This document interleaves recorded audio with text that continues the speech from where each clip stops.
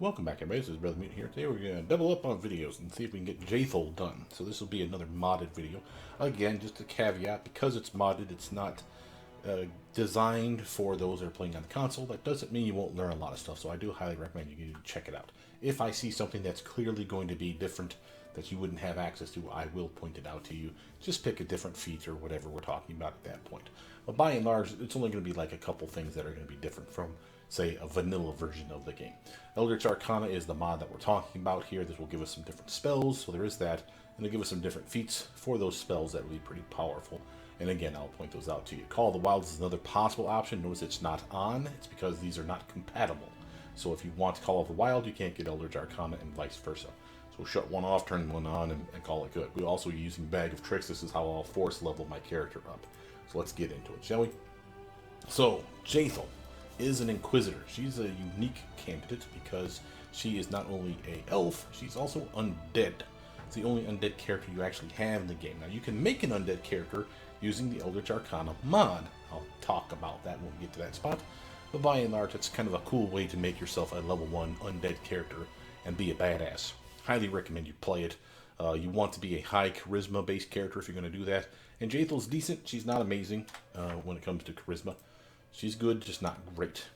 Again, the reason that's important is because when you're undead, you don't have a con stat, which means at level 1, if you make yourself an undead character, at level 1, you can take your con stat and throw it in the toilet and use those points for other stuff. Because once you become undead at level 1, this goes from like 7 or 8 or whatever it was, 5 at the beginning, to dash dash.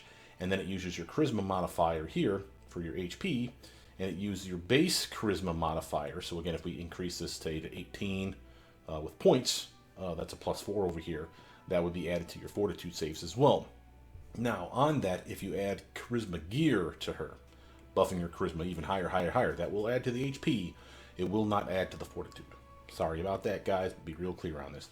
And again, this is a definite fun way to make a badass undead character. I almost want to make an undead paladin and just see what that would feel like. Yeah, you'd be lawful good, but so what? Maybe it's a good undead god out there. I don't know. It's a role-playing game. You can role-play it any way you want. She's actually one of the only characters, because of this negative, or dash dash for con, that has reasonable stats across the board. 16, 14, 14, 16, 14, nothing in con. This is a solid character. Again, the downside of having no points that are odd, which means you're going to end with an odd point somewhere. I recommend strength, but again, on you on that one. But this is a solid character. Again, she's going to be melee, mostly spells, as a wisdom-based caster, as an Inquisitor. This is a good choice. Inquisitor also has a lot of skills. Since she's an elf, she doesn't get any extra ones, but she does get some more thanks to the higher intelligence that she has. So that does help a little bit. And again, since they unlock every damn skill, as a class skill anyway, she has a lot of points that you can put in various places and have a real fun time with this character. They give her, because of Urgatho, I think, is her main deity. It's kind of a total tool. Yeah, Urgatho, an undead bastard. Their weapon of choice is a scythe. Inquisitors get their weapon of choice as training. That doesn't mean they have to use that. They get simple weapons as well, which is why she can use things like a short sword, I think, and she can use like a short spear and a club, obviously, stuff of that nature. But by and large, you kind of rely on the undead master, so to speak, or your deity, whatever that may be, to be your weapon of choice person.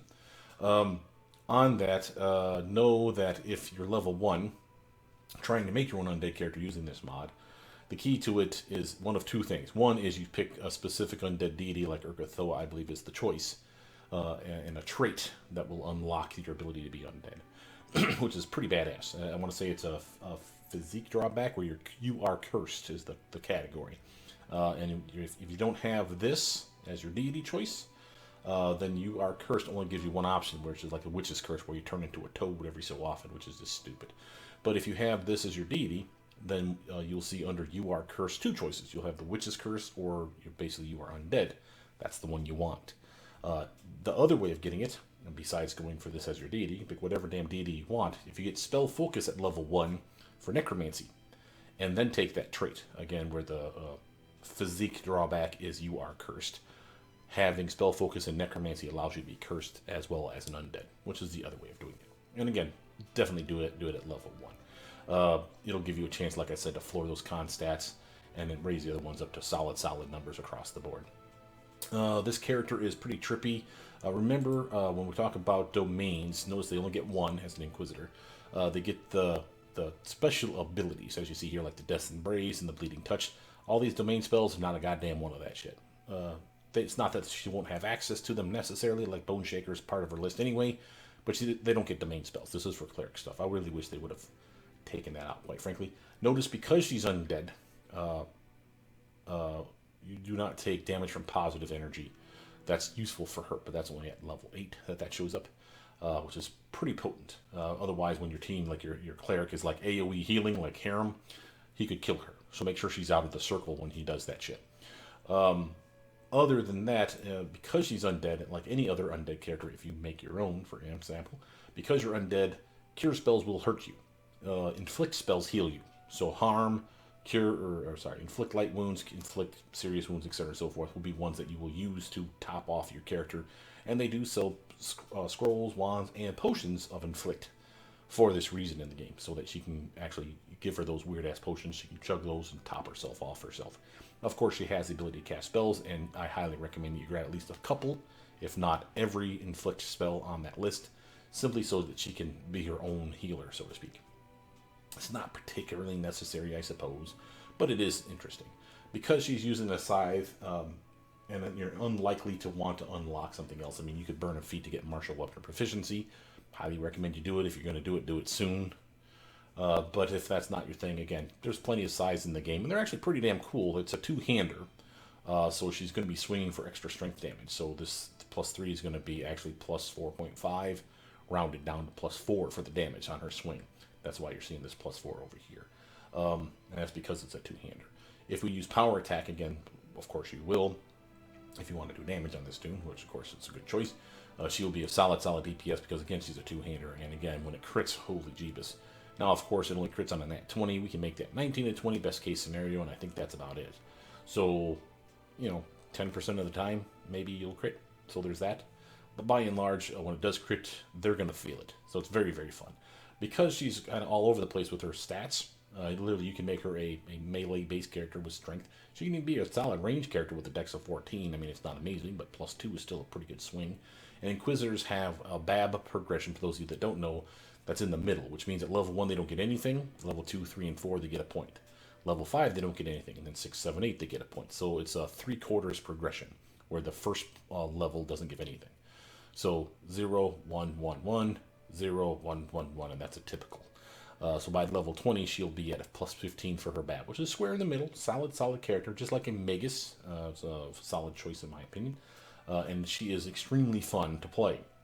Because she's an Inquisitor, she gets all these weird abilities. So notice that first off, Judgment. These are very hard to explain. I'll have to explain that in combat. I'll get her to 20. We'll take her in there and show you what that really is. She gets the ability to activate Bane as a toggle for her weapon, which means anything she's swinging at, she gets a +2 to its swing, +2 to its damage, and then does another 2d6 of damage on top of that. Certain number of rounds a day, but again, pretty solid choice. And then she even gets greater Bane later, where instead of it being 2d6, it jumps up to 46. A solid screw you to the bad guys. And that shit's just free. It shows up as you level up. Notice that she gets Stalwart. This is one of my particular favorite bonuses. Notice, deviating a little bit here, but you notice when you play a rogue character and you do a reflex save, and because they have evasion, if they roll a save and would normally take half damage, they take 0. This is very similar. If you take a fortitude or will save and they make it, instead of taking half damage, they ignore it completely. And again, this ability can only be used if the Inquisitor is wearing light, medium, or no armor. Highly recommend you either wear medium armor with her, which I think she has training in right off the bat. Let's see if I can find that. Yeah, light and medium armor and shields, but not tower shields, right off the bat. And that's as high as I would take her armor anyway. So give her the best chain mail, breastplate, bone mail, which is scale mail, but bone mail is fucking amazing and thematically fits for her. Again, pretty awesome that she's undead, and being undead gives her a lot of things that you wouldn't necessarily assume that she would have. They're like immunity to cold damage, poisons don't affect her, diseases I don't think affect her. There's a lot of things that she gets from being undead. And again, if you made an undead character yourself, the same way that I just told you could do with like the Urgathoa or the spell-focused necromancy, and of course the physique drawback for You Are Cursed, you literally have that same benefit, if you will. Notice, of course, you'll have the same problems too. That means, again, cure spells, AoE cure spells, for example, are dangerous to you. Don't use that shit. You could fucking hurt yourself. So a solid character all around. If you did that, in my opinion, since it's charisma and base charisma, that's the important part here. So if you had, say, a charisma of 19, which is the highest you can start with, well, maybe 20, but let's just say 19 and put 5 points in it, you'd finish at a solid charisma of 24. Okay, so that is literally a +7 on this side. Now imagine +7 times 20. 140 extra HP is what you would get for being undead, just for having a maxed out charisma. Now, that seems weird, right? Like, why would I want such charisma? Well, what if you're a sorcerer? Charisma is important to them. What if you're an Eldritch Scion? Charisma is important to them. What if you're a Scaled Fist Monk? Charisma is important to them. Again, there's at least 3 or 4 different categories of classes out there where charisma is awesome. And that's a pretty powerful goddamn character, in my opinion. Again, on you, how you want to make your own character. But we're talking about Jaethal. Let's talk about Jaethal. Notice as an Inquisitor, she's going to get these teamwork feats for free. I've touted this on other videos, but these are free. They literally show up, and it will show you the list. Some will be hidden behind a wall if she's not high enough level or high enough BAB or whatever. She has to unlock them first. So look at those lists. But by and large, know that you're getting a crap ton of those things. And again, because of solo tactics, this is the reason Inquisitors are awesome. All they have to do is be next to an ally. That can be a pet, that can be a summons, that can be a teammate. And whether they have these teamwork feats or not, doesn't matter for her anyway. Jaethal will benefit from all her teamwork feats from this level on. She just needs to be near an ally of any kind. That's power. That's the reason why one of the Inquisitor builds is a monsters tactician where they summon monsters. Awesome choice. Very easy to beat the game with that character. If you went the one, I can't think of the name, it's a Sacred Huntsman or something like that, where they have, instead of the summoning pets, they can actually have animal companion, kind of like a druid does, right off the get-go, and it levels up with you. And it would benefit from your teamwork feats eventually too. So again, a good duo of you and your pet going through town and just kicking ass. Solid characters. The Inquisitors are one of my more fun characters that you will play. To me, this, and I know I'm deviating a little bit here, but my love for Magus, for those of you that ever watch my other videos, you know how much I love those guys. They're basically the fighter wizards, right? Or if you're playing Eldritch Scion, the fighter sorcerer types. The Inquisitor is the fighter cleric type. Really is like right in the smack in the middle. You only get spell level progression to 6. You get a lot of bang for your buck that clerics don't get, and fighters don't get. And all these teamwork feats beside really are free stuff that a fighter could pick up too. But remember, fighters get more feats than you because they get an extra 1 at 1 and 1 at every even level from there on. So they'll get a total of 11 free feats. She's getting 1, 2, 3, 4, 5, 6. It's not amazing, but with all the other stuff that she gets, like her domain buffs, which you can be kind of picky and choosy on that when you make your own character, and of course all these judgments and stuff, they well surpass a fighter in many regards. So again, solid character. So the question then becomes really, what do we make Jaethal? Well, she's clearly a frontliner. She's going to be melee, wielding that scythe, self-buffing, Valerie or Miri or Harem, or maybe your main character is a fighter or a paladin. She can buff them too. So again, she'll be in the front ranks is my point. She's a caster, but she's not going to be amazing at it. We're not going to buff her wisdom up beyond the 16, except with gear. I recommend that you put all 5 points in strength and just crush it. If you feel like she needs more points, you could probably convince me to bump 2 into charisma to get to 16, because that would benefit her fortitude as well. But she's already doing pretty good for fortitude. Will saves are going to be her best. Obviously, reflexes are going to be her worst. So you could give her a little sweet love in there in the fortitude regard. But remember, if we buff her with gear for charisma, HP will go up, fortitude will not. Okay, so just be clear on that. But because we're going to do that, we're going to straight up make her a melee DPS type too. So let's just crush it, see what we can get out of her. Notice that she gets Stern Gaze, a bonus to Persuasion when she tries to intimidate, and Perception equal to half her Inquisitor level. So by level 20, she's going to get a +10 to both of those stats. Because of the bonus to all this stuff, and because she's going to be wielding a weapon like no one's business, I highly recommend that we take her Persuasion / Intimidation / Carnage Smash Shattering Defense build. You've seen this before if you've seen my other videos, for some of them anyway. But a strength-based build lends itself to it, and she's better than most. What we're going to do here for points, I can't really tell you. But Perception and Persuasion are key. From there, it's kind of what you feel. She's strong at everything. I mean, really, just a little bit of strength, a little bit of dex, a little bit of everything that matters. So she can really do whatever you need her to do. I recommend that you take the points and continue to invest in the same 5 things. So what do we have that she's been investing in already? Athletics, Arcana, religion, perception, and persuasion. Sounds like a win across the board to me, and you'd be like, well, I'm going to use magic device. Okay, peel away some from the lore religion. Because she's not heavy into the wisdom like, say, Harem or Tristan, so she doesn't have to be crazy into that shit. So you can make it use magic device from this point on to get it to like 19. Again, I'm fine with that. You can even do mobility to 3. Remember our fighting defensively? She can do that shit. She's not going to be great at it, but she could totally pull that shit off high levels, especially with her buffs. So again, kind of on you. From here, let's see, spells. She's a spontaneous spellcaster, as an Inquisitor. All Inquisitors are. Kind of like an Eldritch Scion. Again, another reason I kind of like these characters. Because once you pick the spells, it's pretty much what you do. Because of my mod, I believe I'm allowed to pick spells. So some spells you may pick, you'd be like, oh, let's grab Cause Fear, and turn out that it's a piece of shit after a certain level. For instance, this one, once you get to 6 HD or more of bad guys, they're completely immune. That's why this spell's good, and then it's crap. So if you can respec out, feel free to grab it now, early, and then respec out later. I think we can do that, so let's actually give it a go. So we'll try Cause Fear. If not, I'll fix it later. But a solid choice at the start, quite frankly, is Shield of Faith, Divine Favor, and the ability to heal herself. They give her that right off the bat. So this is a bonus to her swing and to her damage. A self-heal / damaging spell, even if it's a melee touch attack, but she's good at those. Shield of Faith now is a solid armor upgrade for her or anyone else on the team. It's a deflection bonus. This is like a Ring of Protection. That's what these give you, is deflection. So eventually she'll get up at level 18 to a +5. There's very few Rings of Protection that are better than +5 in this game. So the fact that she can just do that, you don't have to worry about finding those Rings of Protections now. That's pretty nice. And it does last for a good long while. It's 1 minute per caster level. But I will try Cause Fear just to see if we can actually spec out. Notice that she got Cunning Initiative. She can add her Wisdom modifier for initiative checks. So high Dex, high Wisdom. Not saying for her necessarily, but again, a +2 and a +3. Now we're at a +5 to her initiative check.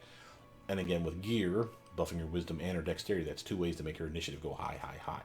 The reason I point this out, though, is because, again, you may want to make an Inquisitor. I would honestly make a Dex-based one because of shit like this. Go Dex crazy, go Wisdom crazy, make it undead like her, nothing wrong with that, and go with like weapon finessing weapons and go like daggers or something and just have some serious fun being an undead biatch that stabs people in the back. Inquisitor level 3, this is the solo tactics, and your first solo tactic that you're picking up. Again, you can double up on them. You don't have to just grab them here. There's more than 6.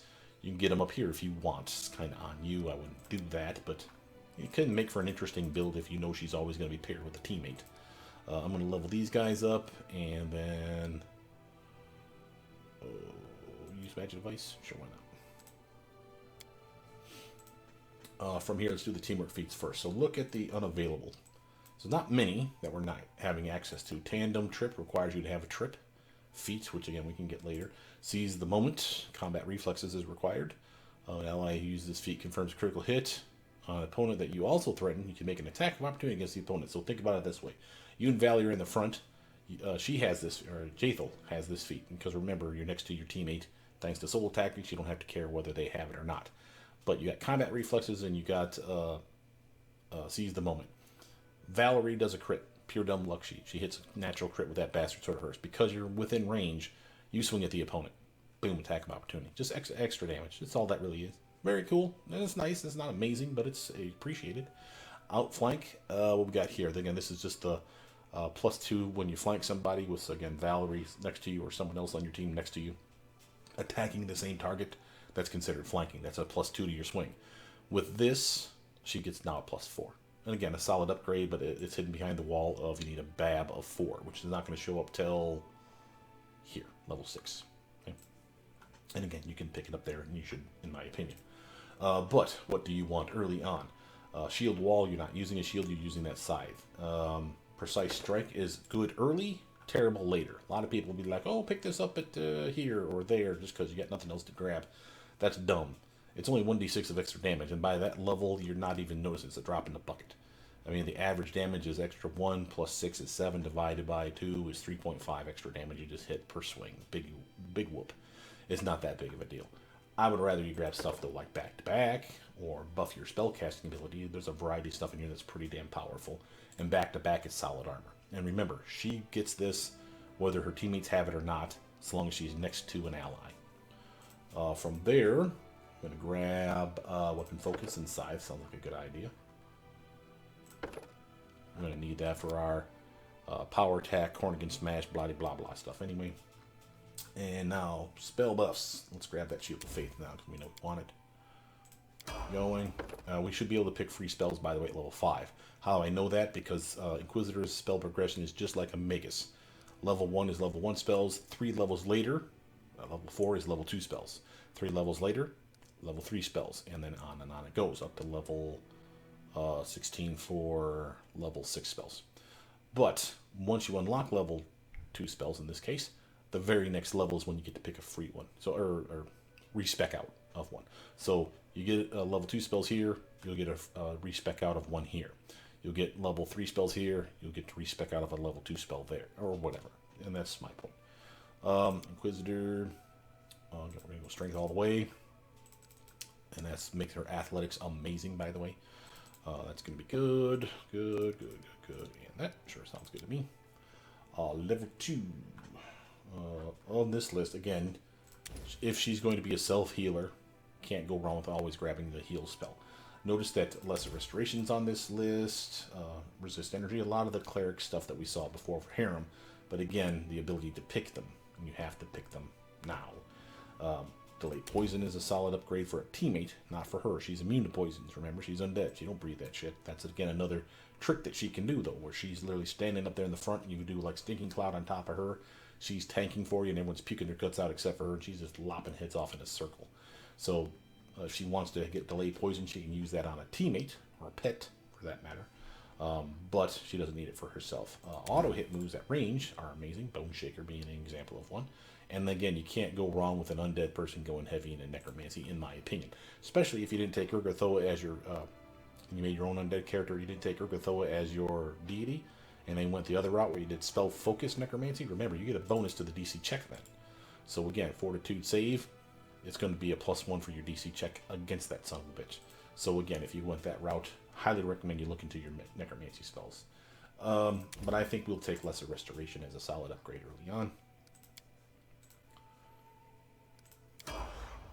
Notice we're getting bonuses to our judgments, and again, we'll get into that once we get all the way to level 20. I'll show you in a fight what that is. Now we have our Bane ability. It's a toggle. Like I said, it's going to be in your abilities tray. Here. See, this is where you replace spells. And again, I think it's only my mod that allows me to do this. Unless they patch this in, and I've never played it vanilla version for so long that I can't remember. But you see all the spells we have here. Again, we said Cause Fear is going to rapidly lose its potency once you get to level 6 bad guys, and you're level 5 now, so it's about the perfect opportunity for you to spec that out. All this does is when you go to picking spells here, there'll be another level 1 spell slot available for you now because you specifically said it. So don't pick Cause Fear again, that'd be dumb. But you can keep all your spells if you're happy with your choices, but again, pay attention to this because it could be useful to you. For Feats, now we're working our way towards our Dazzling Display, Cornigan Smash. Let's see, show unavailable. Where's our Cornigan Smash? What do we need for that? We need Power Attack and Persuasion 6. You see that? So that's the next one. So let's grab that Power Attack now.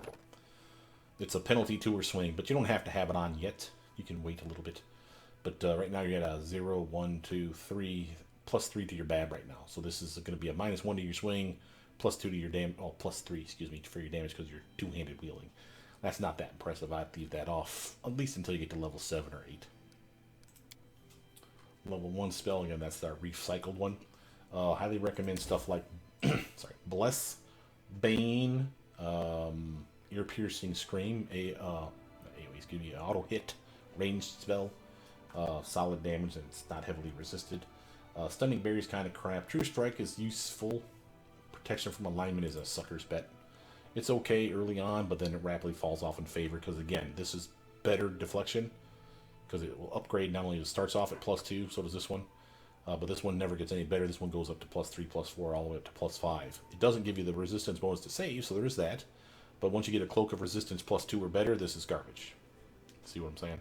So, again, another one that you could have grabbed and respect out of. Again, on you on that one. From here, though, like I said, I recommend Bless. Because why not give yourself a solid, and your teammates a solid buff to your swing, as well as a bonus to your saves against fear effects. And if someone, God forbid, throws Bane on your ass, this is a way for you to spell it, which is kind of nice. I like how they added that into the game. They need to do more of this, in my opinion. There should be more spells that you should have that aren't dispel magic, greater dispel magic, that dispel stuff. Like if somebody is using a scorching ray, but you have, or sorry, someone's using like a snowball on you, but you have like the Shield of Dawn spell active, which makes you a big fire aura around you. I think that should limit your damage from cold attacks or some shit like that. It could be played up and be a lot more interesting. But spellcasters are already interesting. Level 2 stuff. What do we got in here? Weapon of Awe. This is an interesting one. This is a buff to your weapon, sacred bonus to damage, which you'll appreciate that. Lasts for a good long while. Notice this part here. If the weapon scores a critical hit, the target of that critical hit becomes shaken for 1 round with no saving throw. Remember, we're trying to set up shaken effect. Now, the downside for you is, again, you only crit on a nat 20. Eventually, it'll be 19 and 20. So that's straight up piss. But if you had a different undead character and played an Inquisitor that was using, say, like a dagger or a short sword, something that crits on a 19 and 20, where if you get the improved critical or a keen dagger, that would be 17, 18, 19, 20. This would be definite money. This would be one to definitely take. On her, maybe not so much. What would I grab instead? Resist energy. Just because you're immune to a cold doesn't mean your teammates are. And you're susceptible to acid, and definitely susceptible to, sorry, not susceptible. You could be hurt by acid and sonic and electric. And I think you take more damage from fire. So get yourself some resist energy when fire shit's going to hit the fan. Buff up yourself for some resist fire damage. We're going to get Bone Shaker for sure on this build, and I think after everything's said and done, you'll get like 6 level 2 spells. So we got plenty of other stuff to grab in here. Going. Always those ones. And again, that's going to finish off really, really nice. And again, if you don't feel like use magic device is that important, put it in something else. From here, teamwork feat. Which one were we looking for now? Outflank, right? +2 to our swing turns into a +4 to our swing, and all we have to do is be next to an ally. That's an amazing upgrade for her. And again, now you can have like power attack on with her and Valor at the front ranks. Valor may swing like a piece of shit, but Jaethal will swing like a champ, and that's nice. Let's grab that Bone Shaker, I say now. All right. Point.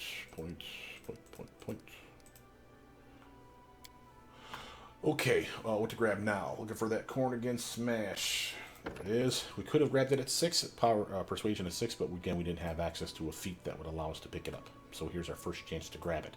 Again, we need to power attack first. That's why we grabbed that earlier. If you didn't want to do that, I recommend that you keep with the theme and grab Dazzling Display before power attack. And then get power attack here, then get corn against smash there. But again, potato patata. Again, it's useful to have power attack more than Dazzling Display, I'd say. Level 1 spell. Again, we're probably going to get 2 more total. This one and something else. So we're getting limited on our choices. Again, ear-piercing scream. Oh, I keep forgetting Expeditious Retreat is a solid choice for you. Remember, you can buff anyone with that. It's not just self... Oh, it is a self-buff. My apologies. I'm thinking of haste, I guess. But this would allow you to be extra zippy on the battlefield. And if you're wearing medium armor, which of course you should be, you may be at a 20-foot penalty right now. So you're only moving 20 feet around instead of 30 because it's heavy. Cast this on you, now you're moving at 50. Yeah, it's not 60, but it's still better than 20. So again, a solid upgrade for your character for a long period of time. If that's not your cup of tea, I recommend Bane. And you can't go wrong, by the way, with getting the opposite of your inflict spells, because while this won't heal your teammates, this will. So again, getting both is still a valuable option for you, in my opinion, but again, kind of crazy. I say I'd rather have your piercing scream. Ranged damage is really nice, especially if someone's running away. Be surprised how often some of the bastards will try to flee and sound an alarm. So if you can literally blast them at a distance, it's not a long distance, but if you can catch them, pow, 5d6 to damage. That's pretty solid. Well, eventually. Right now we're at like 3d6. Level 3 spells. Let's grab ourselves. What we got in here? Ooh, Summon Scrolls. This is a new spell that you don't have access to because it's part of my mod. What's in here that might be useful? Well, again, first let's grab our Inflict spell. We know we wanted that. We could get... Oh, this is also, I think, another new one for me that you don't have access to. We could turn our weapon into a +5 maximum. It's very similar to the way the Magus does it, where the enchantment of the weapon, let's say she has a scythe +3, and you have the maximum +5 bonus you could put on it. you'll only put a +2 on it. Why? Because the scythe is already +3. The total will be no higher than +5. And again, that's a solid bonus to your swing, solid bonus to your damage. So again, and it lasts for a long, long time. Highly recommended. Not saying you have to grab that now. What else might grab though? Prayer, Magic Vestment, Heroism are all good choices. Notice Remove Disease, Remove Curse. You're not a cleric, but you have cleric-like abilities. So if you're kind of going lean on the cleric builds, where like you're not taking Harem and you don't have Tristan yet, you could have her do either of these and be viable. Searing Light, this would be more for my ranged Inquisitor build. You know, someone that's a dex-based character. Really good at a beam attack, for example. But again, on you. To me, I would go Turtle up with Magical Vestment. By level 20, you'll get a solid +5 bonus to your armor. It says armor or shield, and they'll give you a choice. We'll test it again, but I'm fairly certain that's broken. It used to be, anyway, that the shield part never worked. Hopefully they fixed it. I don't think they did. But that's something to be mindful of. Going Inquisitor, notice that we have now Death's Embrace. You heal damage instead of taking damage from channeled negative energy. Channel negative energy targets undead. You heal hit points just like undead in the area. Yay us. And again, she's undead, so that's perfect for her. If you are undead, then you instead do not take damage from positive energy. So that's what she's getting from this. She was already getting that. You said you do not take damage from positive energy. And again, that's like if they try to do like heal spells on you. That doesn't mean it'll heal you, I don't think, but it definitely is something to keep an eye out for. Second Judgment. Literally, these judgments are buffs that you can activate in combat, and you have so many uses in a day to buff yourself. That's why you see 1, 2, blah, blah, blah. But here, Second Judgment, instead of being a one buff that you activate with a toggle, now you can activate 2 of those judgments, and there's a very varied list of judgments that you have. Plus to your swing, plus to your damage, spell resistance. You can give yourself concentration, I think. You can give yourself maybe spell pen. You definitely give yourself a bonus to your saves. You can give yourself resistance to physical damage. You can give yourself resistance to elemental damage. Just like random shit. You can like regenerate damage. Just a weird amount of stuff. And now you can activate 2 toggles instead of 1. So that's pretty nice. Eventually you'll even get 3 somewhere. Thought you did. Maybe I'm missing it. Was it here? Third judgment right there. Yeah. So again, you'll be able to activate 3 toggles eventually too. And again, I'll walk you through that stuff because it is a little weird. It's kind of hard to explain without seeing it in action. We got another plus to our strength, so now a solid bonus, and again more damage. And remember, with a two-hander, instead of it being +4 damage, it's 1.5 times this, rounded down. So in this case, it's +6 damage for that scythe of hers. Pretty nice. Always going to do the same skills. Do we need to replace any spells? Look at the spell list. Is what you've picked so far. Nothing that you wanted to swap out of. I like all those things still. And then while Divine Favor, eventually we're going to get Divine Power, I think, in this build. And it's kind of replaces Divine Favor in that it's a better buff and they can't stack because they're both luck bonuses. You still want to keep Divine Favor because it's a low level casting, and Divine Power I want to say is level 5. And while it lasts longer, Divine Power does, you'll run out of those castings, and you'll be like, oh, gee, I wish I had a +3 to my swing and my damage. Oh, wait, I still have Divine Favor. Use that. It's only a 1-minute buff, but so what? Still a solid upgrade for you. So again, we're not going to change anything. We're going to keep all our spells this time. Level 3, what are we going to grab from here now? Do we want Protection from Energy? I forgot to mention that one too. Greater Magic Weapon still staring us in the face. Heroism is a solid buff to your swing, or someone swing for long periods of time. Saves and skill checks, so you can see the appeal for heroism. Litanies, I never talk about these ones. Let's talk about the Entangle one because I never really do the Eloquence one. Entangle, single target, duration, 1 round. Where it literally is an entangled target for 1 round. That is such a weird spell. It's a swift action at least, so there is that. So it fucks them over quickly, and then you can still probably attack somebody. So it's kind of an odd one, but basically it makes vines creep up from their legs and wrap around them and entangles them, much like they were in a web spell. But again, only for 1 round, and there's a will save to negate it. So kind of a weird choice. I don't even know why it makes the cut. So I'm not going to pick it. But I would rather take a solid weapon bonus for hours on end. And again, it doesn't have to even be you. It could be someone else. Note, though, on this one, if you have the mod and you have this spell, Magus that can upgrade their weapon, this will not stack with it. This will replace it, and then the Magus, if they buff their weapon again, will strip this off of their weapon. So don't think you can get greater magic weapon and then make it a flaming, cold, electric, blah, blah, blah, blah. I don't think that works. As soon as you buff it in any way, it strips the spell off. Be clear on that. Second Judgment, that's Brace. Yep, all good. Going Inquisitor. Another teamwork feat time. Point. Doop. Sounds good to me. And let's grab the teamwork feat first. What are we looking at here? I'm probably not going to grab these ones. I really don't care enough about them. But if you're going to do casting in combat, so first allied spellcaster, this gets you a lot of bang for your buck. What does this do? Bonus to your concentration checks. That's to prevent you from being interrupted in spellcasting in combat. Also, bonus to your level checks made against spell resistance. What does that mean? The +2 means that you basically have +2 spell pen. Okay, so and it will stack with spell pen and greater spell pen, so you could be all the way up to a +6 to overcome spell resistance. That's a solid upgrade. And again, you're not known for casting spells that damage bad guys, but when you do, wouldn't you rather that they hit? So again, the spell resistance can be a real pain in the butt. This is your way of overcoming that. So I'll happily take that one, or Shielded Caster. Again, bonus to concentration checks. If they have shields, the teammate that's near you, if they have a buckler, a light shield, or a heavy shield, or a tower shield, it's a better bonus. Are viable options too. Having said that, though, quite frankly, we should probably grab this early. Precise Strike, while it's not my amazing damage, like I said, I don't mind it. Early levels, it sucks at the late level, because by then it's just a drop in the bucket. But early levels, that 1d6 of extra damage, that's 1d6 of extra damage every swing. So early levels, it's probably more important, but I'd still rather turtle up with back-to-back and have a better swing without flank. Let's just add to the damage now. And then from there, let's see, we got our Carnage Smash. Time to get Dazzling Display. And again, just to remind you, we need a weapon focus to do that. That's one of the reasons we grab weapon focus Scythe early. So that's a solid upgrade for us. 3.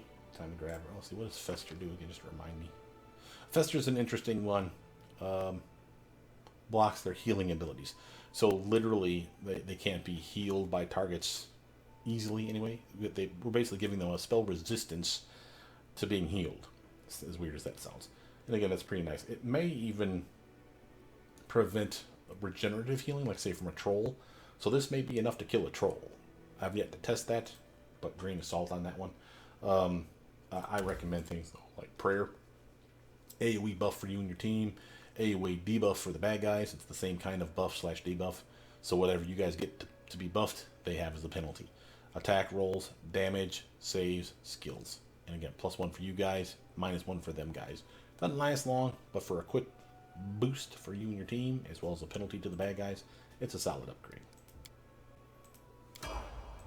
Inquisitor 10. Keep investing in those points. Bye-bye. Now, level 2 spell. We probably got 2 more to pick from, this one and one other. I'm going to grab... Do I? Nah. Aid. Do I? Castigate. Even if they make their save, they're shaken for 1 round. Remember, we're trying to set up being scared. This is a solid screed to the bad guy. Let's grab Castigate. We may spec out of it later, but I still think it's a solid choice. Got to get our heal spell. Where's our inflict? Critical. Now, on this list, there's a lot of good stuff. That's a problem because I think we can only get like 5 spells here. Maybe 6. But definitely not very many. So be real clear on some of these. Okay, so Burst of Glory, kind of meh to me. Crusader's Edge, again, another one where I think you have to be good for it to be beneficial to you. Or fighting evil, per se. Death Ward, on the other hand, is amazing. Divine Power is amazing. Fear is amazing. This is the fear spell you do want. One that doesn't have a HD cap. Freedom of Movement, solid. Greater Invis is nice. Even though she's a tank, that doesn't mean that she can't have some fun being invisible every now and again. And she don't have to cast it on herself. So plenty of reasons to want that. Hold Monster, solid. Screw you to the bad guy. Restoration and Stone Skin. So you see, we're getting a lot of things here that are solid upgrades for us. I would recommend, though, well, we don't probably need at this early level Death Ward yet. Restoration or Divine Power for your attacking.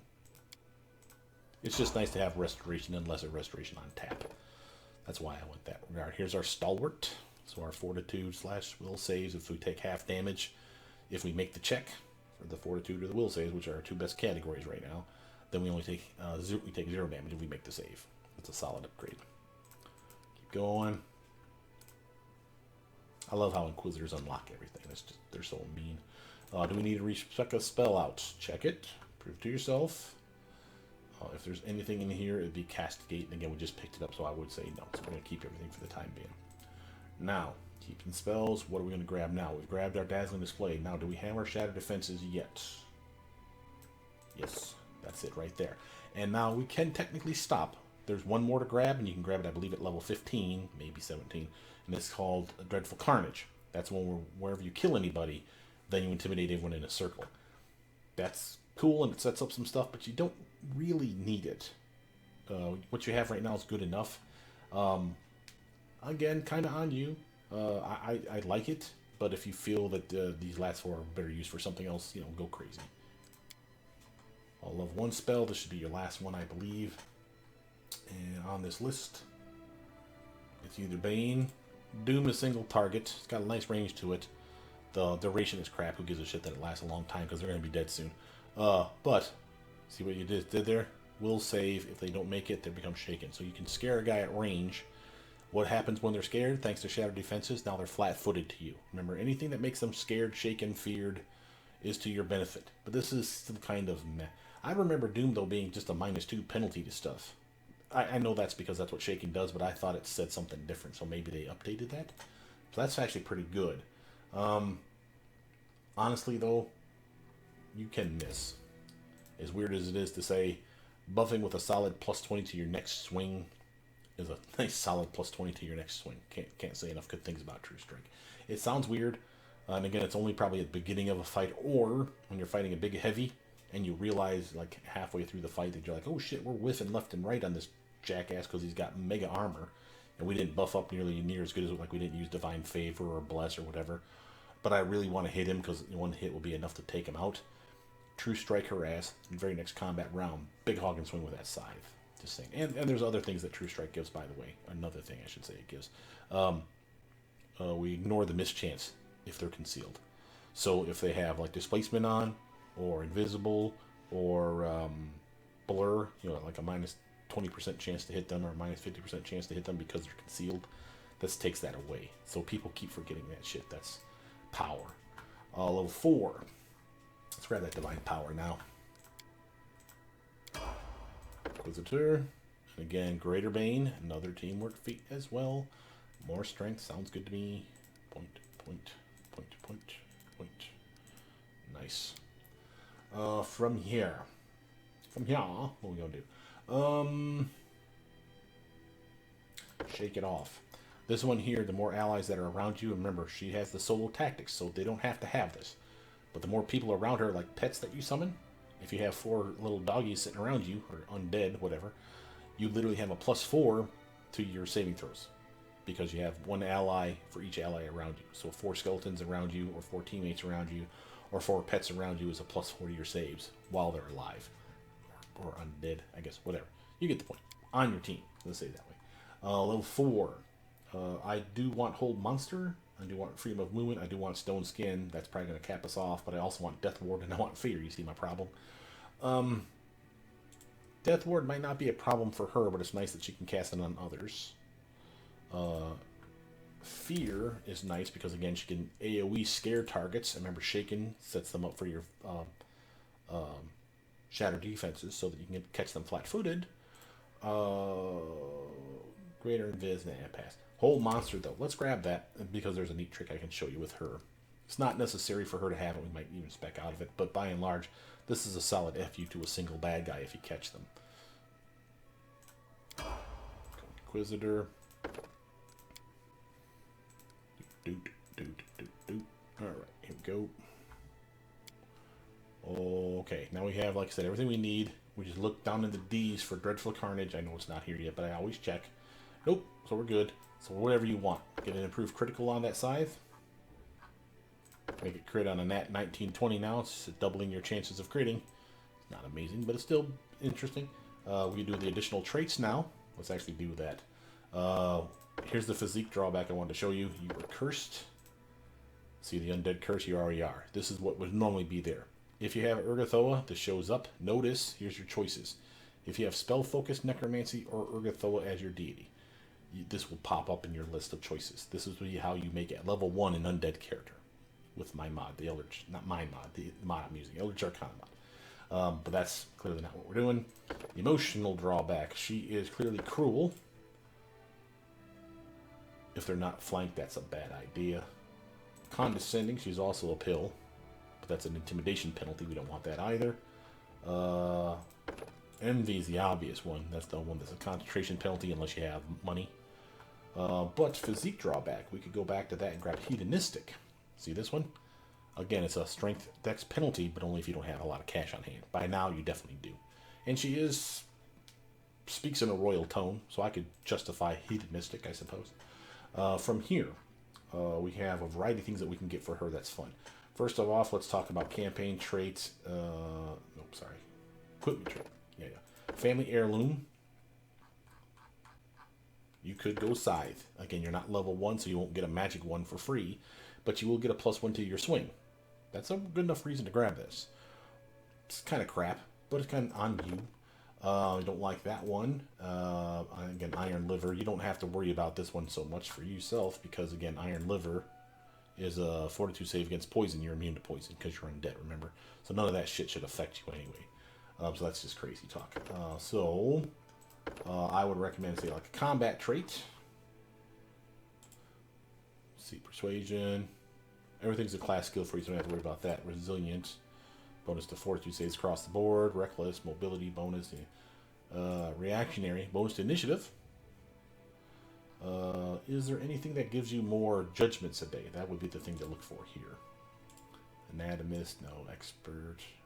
Armor expert. No. Berserker of the Society. No. Blade. Defender. Armor. Yeah, that would be okay. Deft Dodger. Better reflexes. That'd be helpful. Dirty Fighter. Extra damage if they're flanked. Honored Fist of the Society. That's for monks. Reactionary. That's our initiative. Okay, nothing there. Let's squish out social. Suspicious. Maestro. Fast Talker. 3. Avid Reader. Adopted. This is our laundry list of stuff. I'm just looking over the names off the top of my brain to see if there's anything that strikes me as something awesome. Shadow Stabber. Yeah. Rapscallion. New. Prolonged Magic. That's only if you have the ability to cast a spell-like ability like a Tiefling or an Aasimar does. This would be something that would double the duration. Legacy of Sand. Will save. Failed Apprentice. No. Carefully Hidden. Nope. Okay, nothing in here that's smacking me of what I'm looking for. What am I looking for? I'm actually looking for a bonus to anything that is judgment. And I think I know where it's at. I think it's actually in our campaign trait. It would be under the Nobleborn. She speaks like she's royalty. I want to say it's Lebeda. Yeah. Extra use a day. So, click. Let's go back. Campaign trait. Nobleborn. And then you pick a family, pick Lebeda. Then you'll pick this. See all these things here? There's only one thing on here that she has access to. Right there. Extra judgment. 2 uses a day extra. And again, that's not amazing, but it's an extra twice a day, or 2 extra fights that you could buff up for. Think of it that way. And that's awesome. All this other stuff, she doesn't have bonded items. She doesn't do impromptu sneak attack. She's not a monk for the Kai. Sensei performance, it's a specific kind of monk. Arcane weapon, that would be for Migus of some kind.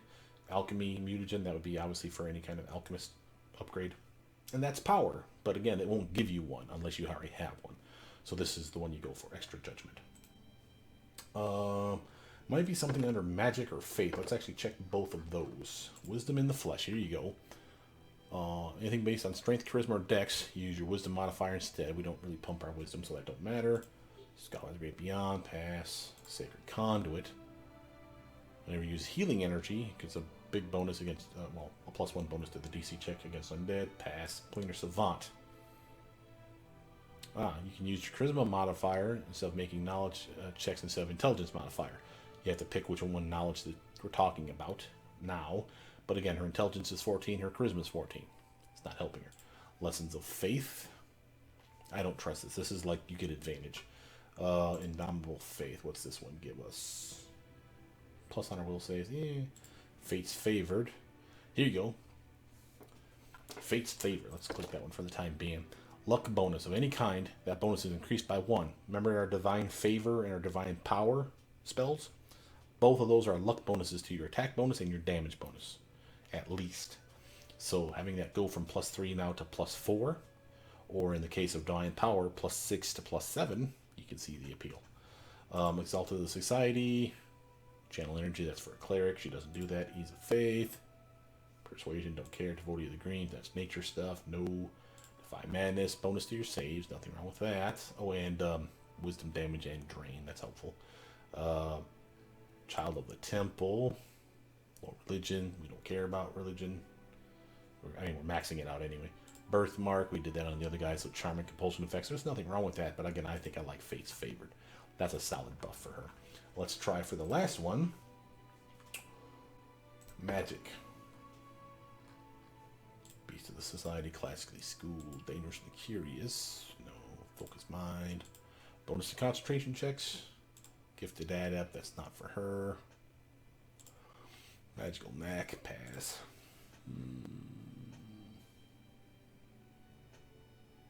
Magical lineage. I think it's magical lineage that we want. This one is a, you pick one of her spells level 1 through 6. She shouldn't even have to have the spell yet. So you have to know what spells that she'd have access to. Like I think, for example, that she gets access to, where is it at? Harm. If there's a DC or a spell level associated, or there's a meta magic that we added to it, where it's increased a level. So like say it's a level 6 spell, but you meta magic it, now it's a level 7 casting. You don't have access to level 7 spells. But if you grabbed it here for say harm, and you increased it from say 6 to 7, then it would take it down 1. So 6 to 7, then back down to 6. So you could meta magic it once and once only. It'd only be a +1 to it though. So you'd have to be real careful on what you're grabbing.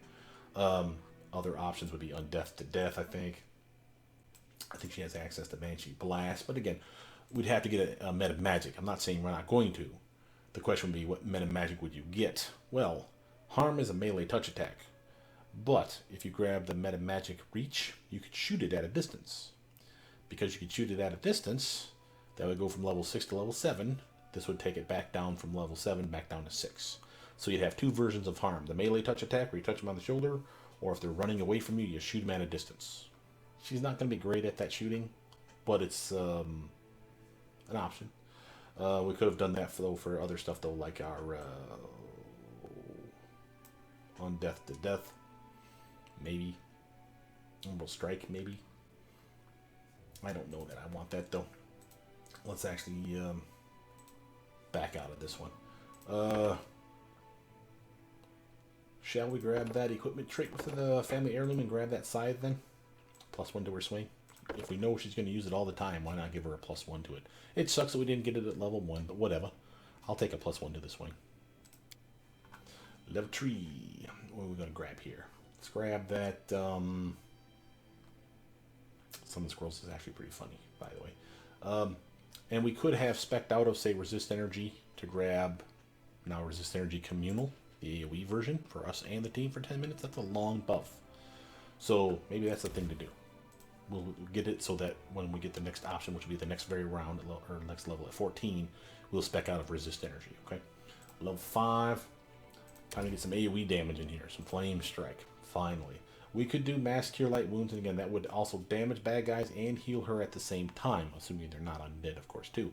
I don't think that's a good idea. The things here that smacked me of fun are Mass Castigate. That's the one where, again, we make them all get on their knees and makes it easier for us to lop their heads off in a circle. Chains of Light is a nice conjuration paralysis spell. It's a different kind of save, reflex versus will. Compared to hold monsters, what I'm thinking of. Disrupt weapon, so we can literally kill undead left and right with our weapon. That's a nice buff, doesn't last long. I do like Righteous Might. and spell resistance, and true seeing. So you can see there's a laundry list of good stuff in here, so we can't get everything. You have to be kind of choosy. What will I grab? Well, I like buffs. Let's get some buffs. Spell resistance. Solid upgrade for you. 12 plus your caster level right now, 13, so you're at a 25, and eventually it's going to be a 32 by the end of your build. Lasts for a good long while, and you can cast it on anybody. Going. Doop, doop, doop, doop, doop. Replacing the spell, what we were getting rid of? That's right, resist energy instead of. Was there anything else we want to get rid of? We have, see, 14, 1, 2, 3, 18 I think will be our last one. Maybe they'll give us another one at 20 to get rid of a level 6 spell possibility, but definitely at least one more that we can get rid of, and I think that's Castigate. Yeah, I think that'll be the last one to get rid of, will be Castigate. So let's get rid of resist energy now, because it's not necessary. So it's an extra level 2 spell. Yay us. From here, See Invis is still a solid choice, even if it's single target, because it's a long-lasting buff. And not everybody has to See Invis. You can get like 1 or 2 people and be really good at killing shit. For the other one here, I will happily take... We don't talk about it, but Find Traps is actually a very powerful spell. And I can't remember if this is from my mod or something that's in the vanilla version of the game. But if you don't have it in the vanilla version, I apologize. If you do, great, because this literally is a half your caster level, so again, by the end of your build, plus 10 added to your insight bonus to your perception check while looking for traps. And it can last a good long while. She's really good as an Inquisitor, if you don't know this, but she has a, I want to say, a built-in ability to increase her trap finding ability, or have a high perception, I should say. And I think that this would add to that some more, so that's definitely worth grabbing, I think. Level 5. Let's get us that Righteous Might. This one will make you big, gives you extra strength and con, makes you clumsy, give you some actual armor enhancement, that's nice. Some DR, depending on if you're evil or good or neutral, and it gets better over time, so at level 15, which we're hop, skip, and a jump away, it goes up to a DR 10. And again, your weapon becomes a size category better. Now, the reason I hate scythes is not just because they crit on a nat 20. That's not just the reason. The other reason is for a two-handed weapon, it only has a 2-foot range. If you see my other video for the viewer requested video I just posted yesterday, you'll hear me complaining about scythes compared to, say, the Bardiche or the Glaive or Longspear. They all have a 6-foot range. That means you can lop heads off in a bigger circle. It's easier to hit targets that way.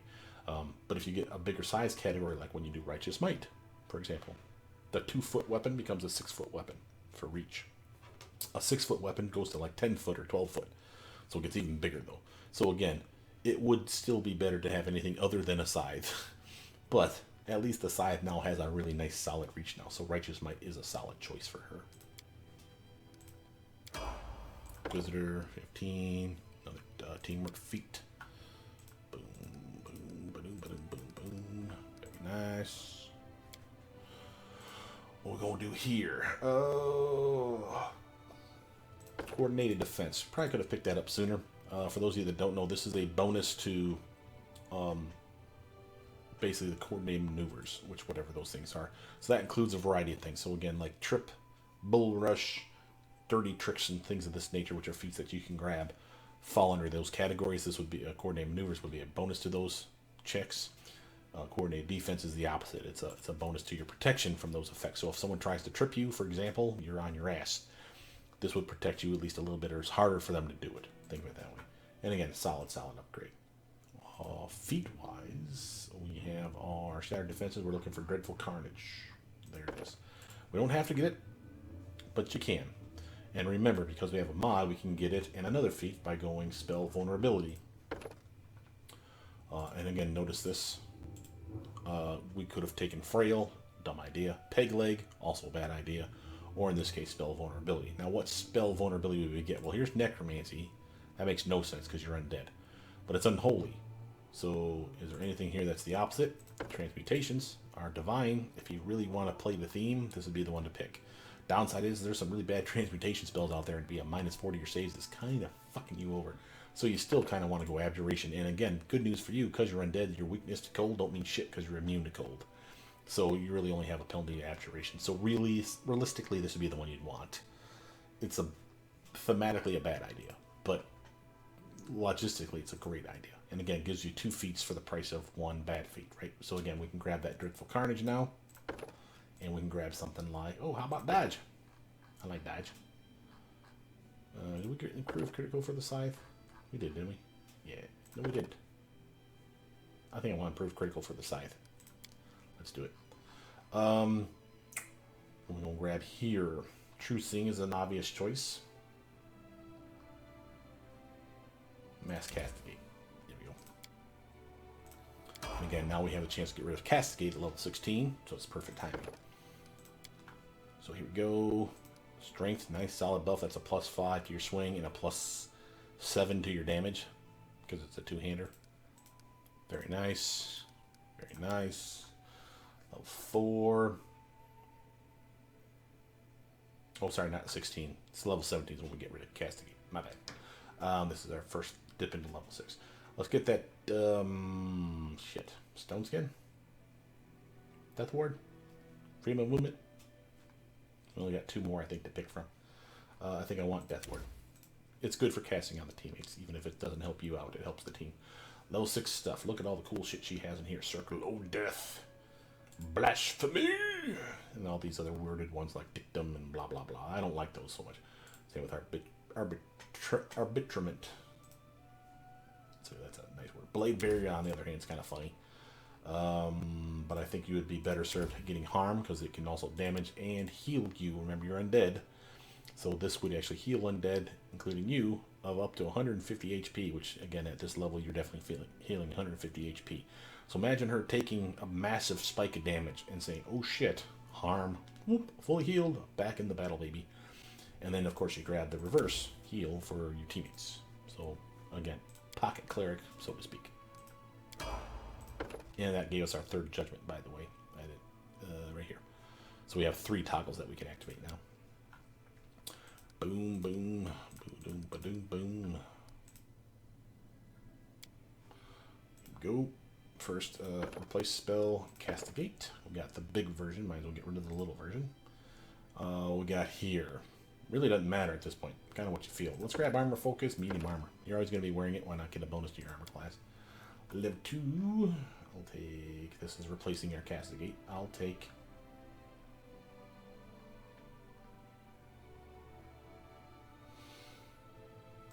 Effortless Armor. You may not care too much that you have a penalty, but again, it's a constant pain in the ass to take your armor off to do the athletics check. So if you can make the penalty go away, I suppose. Level 3 and movement issues, of course, too. Level 3, let's grab...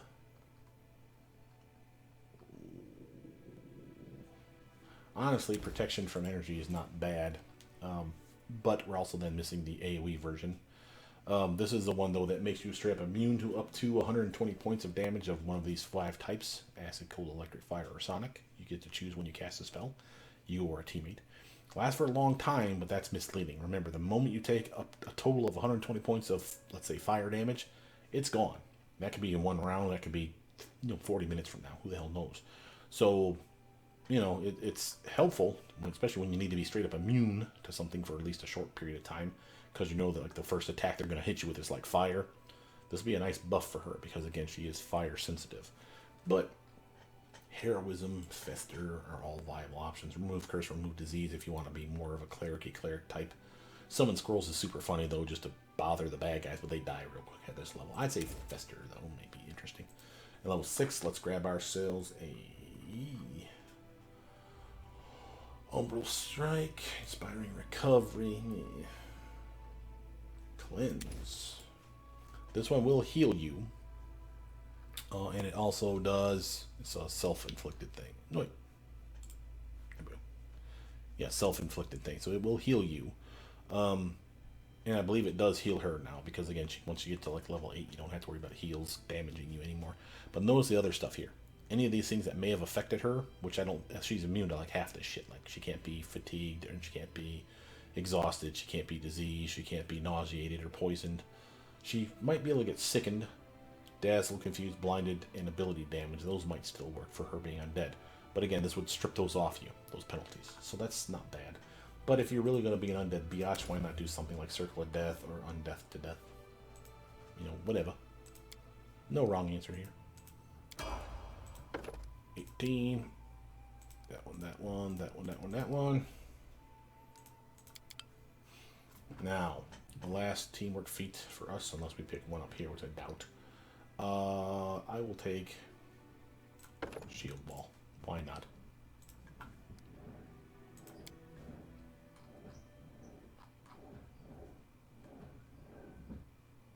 I will take Overwhelming Presence, yes please. Mass Fester, another good choice. But Overwhelming Presence sets up Sneak Attack Love, if I'm not mistaken.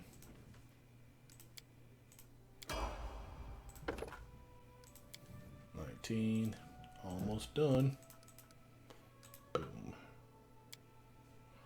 Last feat. And by the way, these are the combat maneuvers we've been talking about. Bull Rush, Trip, all that shit is in here. Matter of fact, let's go... Oh, I can't get Trip. What did I need for Trip? Has a requirement of combat expertise. Ah, boo. Oh, well. And we could have grabbed combat expertise, but whatever. She has enough defenses that combat reflexes can be fun. Let's do that. Level 5. Last pick for here, I'm sure. So make it count, so True Seeing is a solid choice. If not that, Banishment, Break Enchantment, Chains of Light, the top 3. But I do like True Seeing. That's a solid upgrade in my opinion. Level 20, last level. Odd number in strength, but I don't care. Means you can carry more, at the very least. Solid stats for the ones we buffed. Do we need to replace something? Well, with us having True Strike now, or sorry, True Seeing now, do we really need Seeing Viz? Maybe. But that would be something to get rid of. Is there anything else to get rid of in here? I don't see anything. And honestly, I think this might be a level 2 spell, and I don't think I care. But let's actually replace it just to see. Yeah, it's level 2, so let's go back. I don't care. We're going to keep all our spells. Okay. What to grab here at level 4? Stone Skin's an obvious choice. Freedom of movement, fear. One of those 3, probably. And again, I do like the Stone Skin. Shit. Do I want it? Paralysis really can fuck you over in this game. Let's get freedom of movement. Level 6. Again, we can do that cleanse if we want to, but again, if you're an undead son of a bee, you know, Orbital Strike, you know, like if you went in like the first spell focus, remember there's a fortitude save here. It's a decent ray spell, does solid damage, and even only if they make their fortitude save, doesn't do half. If they don't make the save, they also get blind for the duration of the spell. Remember that sets you up for a lot of cool shit. So that's a solid fuck you to the bad guy, I'd say. And it's got a good range on that thing too. It's a medium. Yeah. So, cool. Alright, let's actually put her up the front. First, let's talk about gear. Bag of tricks wise. We'll do rest. So she has all her spells recharged. Items and equipment for her. If you have this mod, you can do this. Obviously, if not, then just go with what I'm telling you. Type in Judge for Judgment. Judgmental Gaze. If the wearer has Inquisitor's Judgment, notice it's a bonus to Wisdom. They can use it 1 additional time a day. Sounds good to me, and a bonus to a stat that we give a shit about. Penalty, what's this? Ooh, a Scythe. If the wielder has Inquisitor's Judgment class ability, you can use it an additional time a day. Yes, please. Signet of the Incorruptible. This ring allows its wearer to use Inquisitor's Judgment 3 more times a day. You see how we're actually doing pretty good for ourselves just by that one damn thing there. And again, that's not the only thing we can type in here. You can type in Necro M for Necromancy and look for anything that might be a Necromancy upgrade, like Rod of Undeath. That sounds like fun. The Morbid Stare, Dead Man's Hat, those are the ones I was showing you the other day in a different build. One of which will actually make you undead. Right here. And the wearer acquires all the immunities inherent to an undead creature. So Dead Man's Hat gives you a big skull face. She already has that ability. But she would still benefit from this part. And this wearing this hat, by the way, would take away your con stat and give you your charisma in place of your HP and your fortitude save, just like her. But again, a bonus to necromancy spells. So if you really want bonus to necromancy spells, this is the way to go. Morbid Stare gives you at least a +1. And a chance to frighten a target on hit. It's a lame one, but again, if they roll on that one, they get screwed. Awesome. And remember, once they're frightened of you, that's the same as shaken, even or better. And that means, again, flat-footed to you thanks to your shatter defenses. So again, anything that buffs necromancy, DC checks, or levels. Notice Cloak of Sold Souls. This is a definite upgrade. Look at this one. Penalty to con. You don't have con. And look at all the cool shit it gives you. That's definitely something you're going to give to her. Or your main character if you make an undead. Zaver's Cross. What's this one? She can create undead once a day. Everything else in here is useless. I'd say pass on that. And Necromancer's Staff would be baller. But again, she doesn't do animate dead and create undead. She could. There is a way to do that, but I'm not going to show you how that happens. And I think in the story, matter of fact, in the story of her, she progresses where she actually gets the ability to animate dead all on her little lonesome, which is kind of fucking cool. It's like a free ability that they just give her. But what else? Armor-wise, we're looking for what's under bone mail. That's the scale mail that I was telling you about for her. That probably is overkill, but we'll check it out to see if it's worth it. What else might be good for her? Oh, we should look up Scythe. We already grabbed Penalty. We can actually shrink this down to just weapons. Because it's only weapons that we give a shit about. The Way Out. That sounds good. Gluttonous Scythe. Penalty we already grabbed. Eternal Conduit. Hand of Damnation. I've never seen Legacy of the Cursed Tree in the game. I'm sure it exists, but I'm not going to click it because I don't want to spoil that for myself. So let's take a look at some stuff here. So what do we just give her? First off, here's some size. The Way Out. Undead Bane. So it's a +2 added to the +5. So it's a +7 against undead. +7 damage to the undead. +2d6 extra damage to undead. And allows her to cast that Death Ward spell on herself. Or whatever. At will. Now she doesn't need Death Ward. So if I would have known that, I would not have grabbed Death Ward as a spell choice for her. Another Scythe. Gluttonous Scythe. +5 Scythe cures its wielder of 1 to 4 hit point every time it lands a hit on a living creature. That sounds fucking cool. What's this one? Penalty. That's one we picked up that gives us a bonus to our judgment. +3 Living Bane Scythe. So again, if it's not undead, it's probably living. It probably fits into one of those two categories. And again, this would be another +2 on top of the +3, making it a +5 weapon. +5 damage. +5 to the swing. And +2d6 extra damage to anything living. And again, gives her a bonus to her judgment uses a day, which is awesome. But I think to do that, she has to be in her hands at all times. It can't just be in her list of things. And again, all the sides do look pretty pimp. We have Eternal Conduit. What is that? Arcane Inscriptions. +2 enhancement bonus to attack with touch spells. I tested this the other day. Okay, so now your melee touch attacks, like your inflict wound spells, those are touch attacks. She has a bonus to swing based on her strength and her BAB, right? So it literally is walk over, touch them on the shoulder. This would be their touch attack armor class. So it's pretty easy for her to hit them. This would add a +2 to that swing. It also works for ray spells because they're touch attacks. They're ranged touch attacks, but they're still touch attacks. So this would still be a buff for her for those things. Don't like that one. Try this one. Hand of Damnation. Death Reservoir. Ooh, and it's keen already. So we wouldn't necessarily need the improved critical, but whatever. Whenever you score a critical hit with this weapon, you emit a wave of negative energy that deals 46 damage to everyone around you. That's bad if you have teammates. Creatures that take damage from negative energy will receive a will save to half the damage. I probably wouldn't use that because that's dangerous. So I would use the Eternal Conduit one, I suppose. But this would be the one that I'd probably use more often than not the Penalty. And again, it looks pretty cool. Makes her heavy, but whatever. Gear-wise, the Bone Mail is the one I was thinking of. Notice this one here, solid +4 armor. So a total of 9. Puts in there in a solid place. Max Dex 3. We're at +1 right now, but again, we have a penalty because of our hedonistic buff. That'll go back up to +2. That'll go up to +5 once we sell something. But it gives you immunity to cold. She doesn't need that. Damn it. Does look baller, though. and DR5/bludgeoning. So again, some resistances except for bludgeoning. So piercing and slashing would be lessened by 5. That's cool. That's not your cup of tea. Then go into your armor category and look for, say, plate mail, or sorry, breastplate. That would be one of the best categories for her. Void Mirror might be good. Dragon, Black Dragon breastplate could be good. Heart of Valor would be okay. I think that's all I really care about. Man, breastplate of Afterlife seems weird. Breastplate works. Scale mail works. Chain mail works, and there's some really good chain mail in the game. Like Talwyn's armor, that literally is amazing armor. Celestial armor and Mail of Clear Skies are solid choices.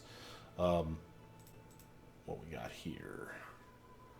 Celestial armor, Mail of Clear Skies. It looks kind of generic in my opinion, but again, it's solid armor. Can't go wrong with it. And where's that? Heart of Valor. Looks kind of cool. And this is the one that gives you saves against fear effects, and it's mithril, so it's lightweight. Don't like that one. Then go with like Void Mirror. This is the one against ray spells. She'll get a bonus to her dodge, and it's adamantine, so it sucks up damage already. Since it's medium armor, it's at the 2/dash category. That's kind of cool. And again, if she gets literally ray spells slung at her, which does happen in the game, this will go up by 4, but that's not really enough to save her ass, so I would not give it to her. I'd probably side on the side of either the Black Dragon plate, some acid resistance, solid, definitely appreciated. I'd go like that. Let's actually need to give her like a belt, I think, too. So let's reset the filters. You would look for either charisma, like that, for anything that would buff charisma in some way, shape, or form. Or you could do wisdom, like we said. You could do also strength. Downside of that, though, is there's a lot of things that have strength in the name that don't buff strength. They'll say the strength of the attack. That's not what we're talking about. So again, it kind of got to filter through and figure out what you're looking for. But the take-home message is like a belt of physical perfection +6 would be okay for her. Honestly, that's kind of a waste.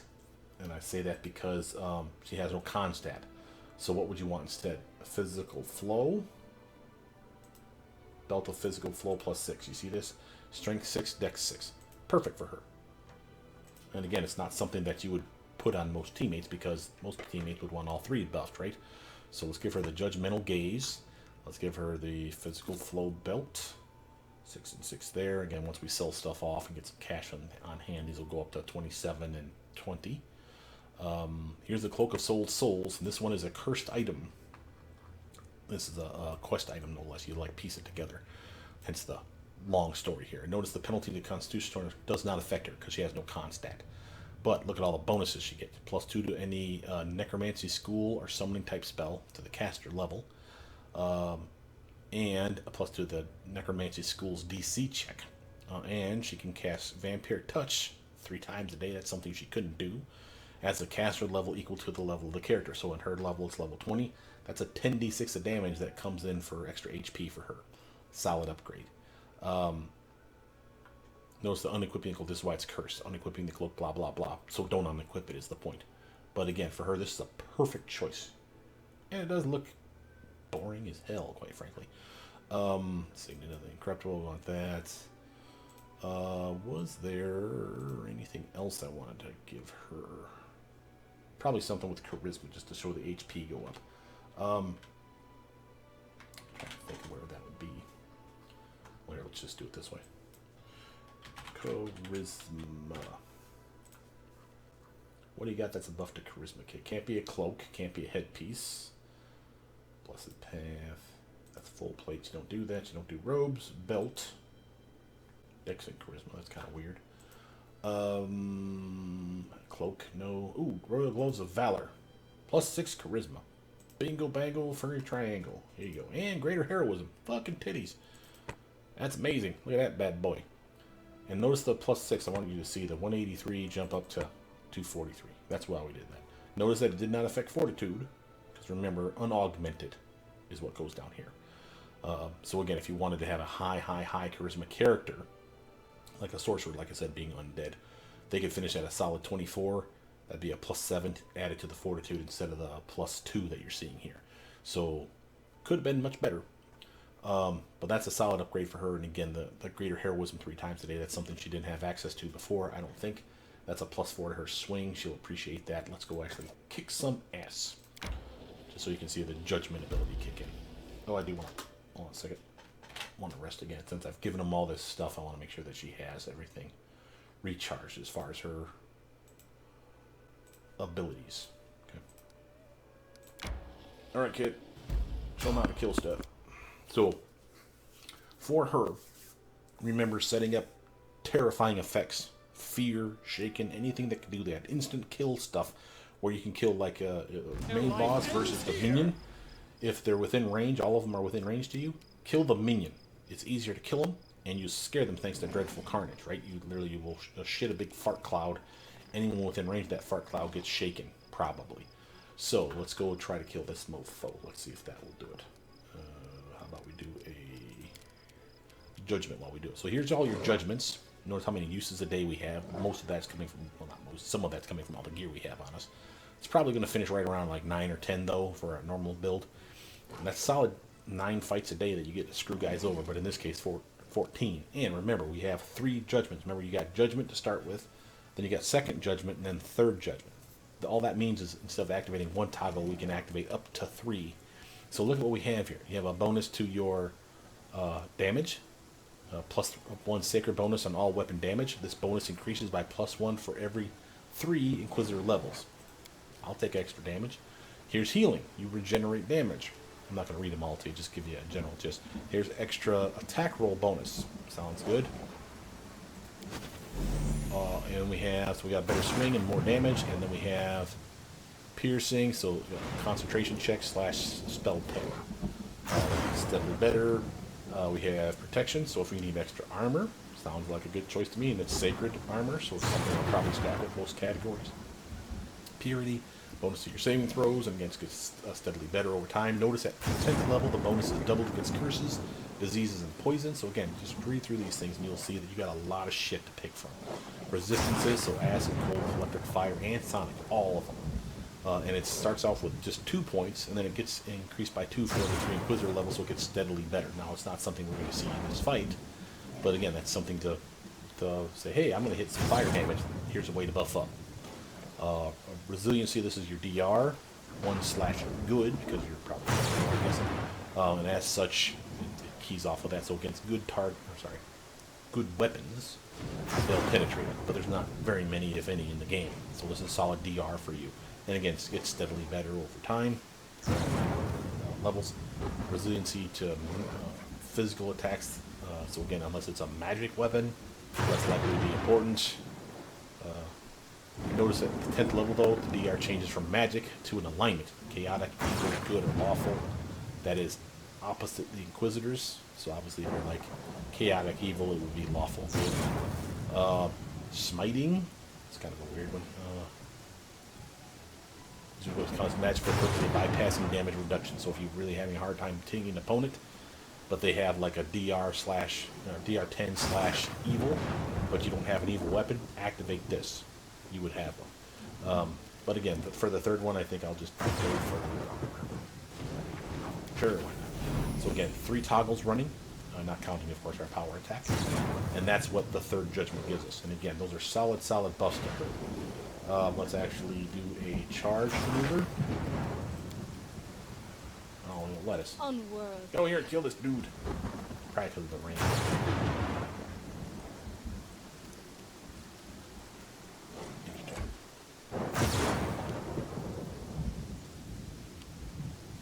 Yes, come over to me.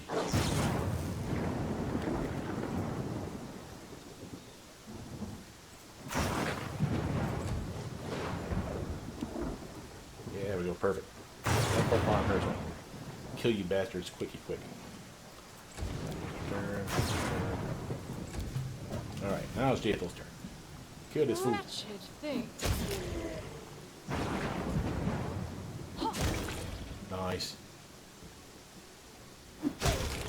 Fuck you. Alright, look at all that shit. Okay, I just want to pause it. Oops. Let's look at what we just did here, okay? Second round was where we started attacking. Jaethal attacks the Thylacine on the first hit. Bab of 15. Strength bonus besides. And again, that's one less than it should be right now. Sacred bonus from Justice. It's a solid +5. Again, sacred bonuses will stack with all the kinds. Weapon is a +2 weapon. We got weapon focus. Notice your family heirloom, even though we didn't get a scythe for free, we still are +1 to any scythe swing. Very similar to weapon focus, but it stacks with it. Power attacks on -4, but again, we got all kinds of buffs and a +3 from penalty as well. Not sure why it's a +2 and a +3. Seems weird. But whatever. And solid screw you to the bad guy for a swing. Then, damage. Force damage, because again, we have the bone. Oh, that's why. +2 because of Bane, living. Yeah. It's a +3 weapon, +2 extra for being a Bane weapon against living targets. Does force damage to those living targets, 2d6 extra. That's why you're receiving the 7 here. And then the 36 of damage, 34 of which is coming from your extra strength, being a two-handed weapon, power attack being on, and the bonus that we got from one of our judgments that we activated. Solid damage for a tune. The 2d4 is minor. I mean, it's there, but it's the 34 that's impressive. I mean, hell, you roll bottom level on that shit. But a solid screw you to the bad guy for damage, as you can see. And God forbid that thing crits. Remember, you do 4 times the damage when you crit. So that could be a solid screw you to a bad guy. Again, another solid hit over here. Second swing, 2 out of 3. Remember, you get a full attack at +15, then a one at +10, and then another one at +5. So that's why here's your +10. All the buffs besides still. So still putting you in a solid category. And notice the flat-footed. Why is that one suddenly flat-footed? The fight already started. They were already on top of you. Because we killed one guy, and then you did all these intimidation checks. You see that shit? So that's what you just did there. That's the intimidation, scaring them from the dreadful carnage. You killed somebody. Doesn't matter how you killed them, but you were the one that killed them. And you scare everyone in a big hog and circle. That was that big fart cloud. Boom. Intimidation checks across the board. And it's checking your persuasion modifier, your intimidation check here. 1d20 roll. Add those together. So on a nat 1, you screw yourself. But that's only 5% of the time. And then look at this. This is their DC of the animal or the bad guy you're trying to intimidate. Now, I'm not sure how they calculate that, but obviously the tougher the game, the more this number goes up. Especially by the end of the game. They probably have a solid 30 or 40 even. But you hit a solid 41 and you weren't even really trying. So you have a pretty good chance of intimidating most people. Now, that doesn't mean there's going to be guys that are just straight immune to the intimidation effect. If you're immune to fear, have a bonus to their fear save, so that will probably increase the DC, I would guess. But again, once you see succeed, you know that they're flat-footed to you. That's why the next guy is going to be flat-footed. That's why the guy after that was flat-footed. And again, you killed one guy, then you killed the other guy, you go in through another set of intimidation checks again in a fucking circle for everyone around you. It's great for a melee tune. You will appreciate this build, I think. And again, not too different from what a vanilla version of this game, a console version of this game would be. Like I said, the difference is being you can't do spell vulnerability, you don't get traits at all, so those additional traits, no. And what else was in our list? Like a spell or two that we had access to that you didn't have access to. And that's really basically it. She can be undead at the beginning. In the vanilla version of the game, she already is. So none of that's different. The difference being with mods, I can make any of my characters undead. Notice that because she's elven, Keen Senses still is applicable, so a bonus to perception. Elven magic, she has a +2 to spell resistance right off the bat. She gets a bonus to knowledge arcana, which we didn't invest in, but you could have. Elven immunities, she can't be slept, but she's undead, she can't be slept anyway. And she gets a saving throw bonus against enchantment spells, so that's pretty awesome. So that would probably will save, so even better will saves than you think. And then any elven weapon is considered martial weapons for her, because elven weapons would be for everyone else. So like an elven curved blade, for example, would be considered an exotic weapon, but she's an elf.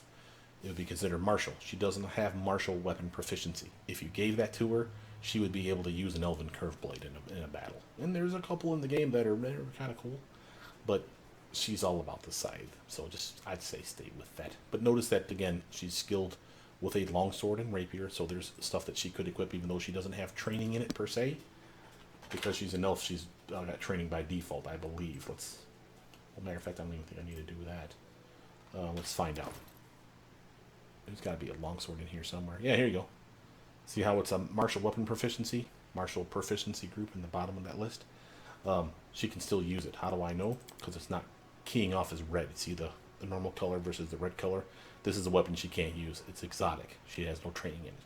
This is a martial weapon. She has no training in it except because she's an elf. So she could literally switch over to a solid longsword. And again, she has, because she's an Inquisitor, she has training in shields. Not tower shields, but, oh, do I really not have one fucking shield in here? Just a tower shield. Okay. Well, let me gift myself one just so I can show this to you. I know it's silly, but it is worth doing, so we'll use a light shield just to show you. Good enough. There we go. Oh, what the hell? That's clearly not where that's supposed to go. It's a glitch. Let's just give her a magic one then. How about... oh, let's do it this way.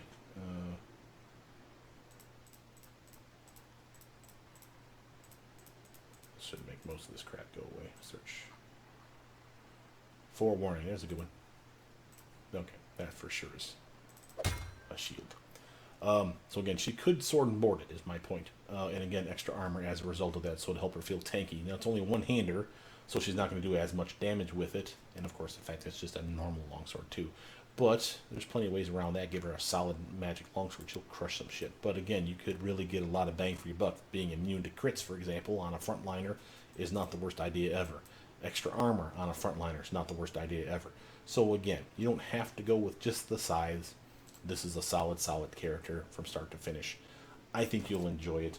The trick for most people on this is A, pre-buff up, if you can, and at any given time, pre-buff up. B, be aware of the judgments. And honestly, I routinely forget that I have judgments. So put one or two of your favorites down here on your tray, especially like the extra attack bonus or extra armor, extra damage, whatever you think is important. Just to remind you that you have more than one. And use them. Don't be sparing about it. Just literally use them up. Because why not be it buffed? Yeah, you may suck later in the day when everyone's tired and you're getting ready to take a knee and you get jumped one last time and you have no more judgments, but so what? All the other fights are trivial at that point because you buffed up, right? So you shouldn't be at low health. You shouldn't have low spell usage. You shouldn't have any real issues for just straight up kicking their ass. Use those judgments there. Make your Inquisitor, whatever kind you have, awesome. Can't say enough good things about that. Now, this video is definitely long enough. My name's Brother Mutant. Please like, subscribe, comment down below. Tell me what you think about Jaethal's build. This finishes the core team. We still have to do Tristan, someone that you acquire later. We still have to do Tristan. We still have to do Jubilost, Octavia, Brigangar, and Ekondayo, and Knock Knock. So 6 more. And since those are later in the game, what I'm going to do is I'm going to do them. I am going to do all 6 of them before I go back and redo other builds, unless someone asks me to. Since I can't get those guys without putting lots of effort into the game, which I'm not willing to do right now, what I'll do is I'll look up their stats, and I'll make my main character match those stats. So I'll make him just like Knock Knock, except he won't be a goblin. I'll make him just like Jubilost as a gnome. Same stats and everything. Same feat picks that Jubilost would come with, so that I can literally just say, he would be just like Jubilost, here's how I would level him up. This would be just like Brigangar, this is how I'd level him up. This would be just like Octavia, this is how I would level her up. And that's what I will do. Okay, so it won't be them, but it'll be as close to them as I can get you. And if there's a difference, like again, I can't make a goblin. If there's a difference, I'll point that out to you. But by and large, there's not too many differences that I can't get around doing it that way. But with that, my name's Brad Mead. Please like, subscribe, comment down below. Tell me what you guys think. I'll see you guys soon. Bye now.